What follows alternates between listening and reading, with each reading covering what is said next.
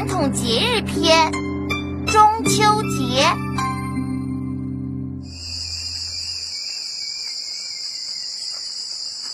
桂子月中落，天香云外飘。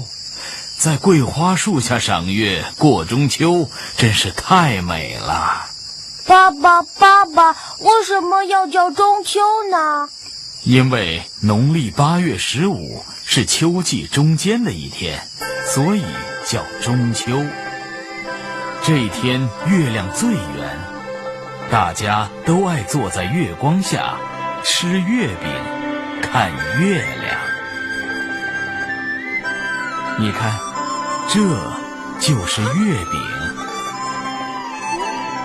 月饼？对呀，孩子，你看它圆圆的，像不像今天天上的月亮啊？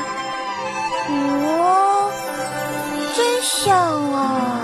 这月饼啊有不同的馅儿，这个是芝麻馅儿的，这个呢是胡桃仁馅儿，你尝尝，好吃吗？真好吃啊！在中秋节，我们要全家人一起看月亮、吃月饼哦。好。